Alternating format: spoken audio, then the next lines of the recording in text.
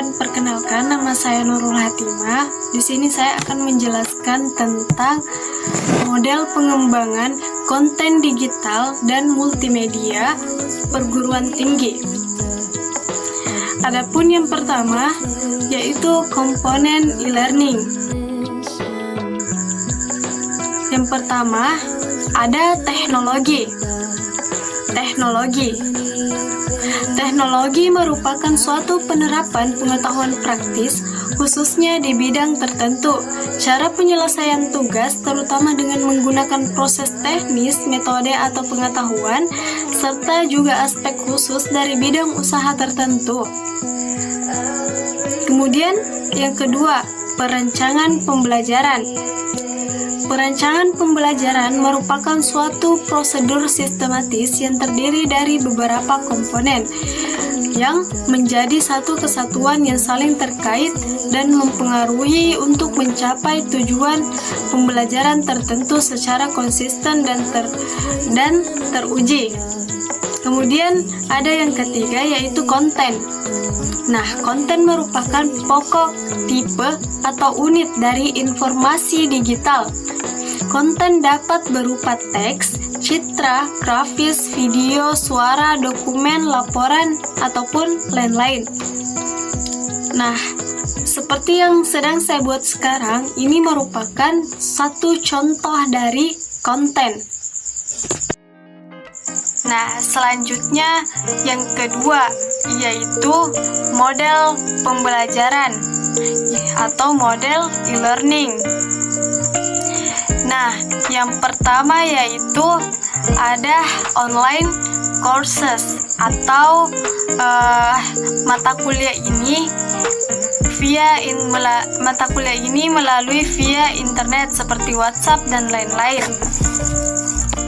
Kemudian yang kedua ada integrasi pembelajaran online dan offline. Mata kuliah online, penunjang training offline ataupun sebaliknya. Kemudian yang ketiga ada self-managed e-learning, belajar mandiri online atau offline.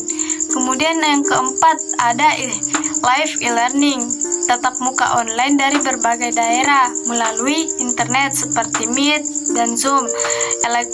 Yang kelima elektronik performance support, media online penunjang tugas atau pekerjaan lainnya. Baik, selanjutnya yaitu pengembangan konten.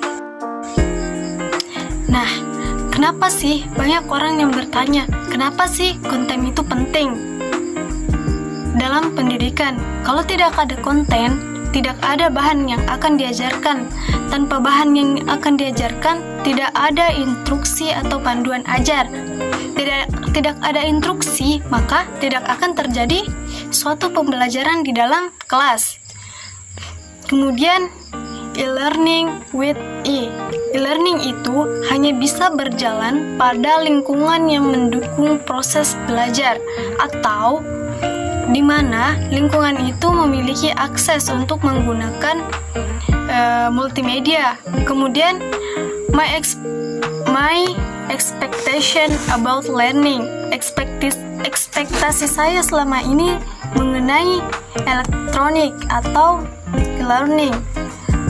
Konten harus tersedia saat dibutuhkan, cocok dengan cara saya belajar, tersedia setiap saat, 24 jam, bisa diakses di mana saja dan kapan saja, interaktif, streaming, memotivasi, emosional, kolaboratif, multimedia, rich media, konsisten, dan tentu saja efisien untuk digunakan. Kemudian ada yang berkata konten itu adalah inti, karena sesuatu yang ada di dalam konten merupakan bahan untuk mengajar. Informasi yang ada atau informasi yang terkandung dalam bahan ajar yang diniatkan untuk mempengaruhi perubahan peserta didik dari segi kognitifnya.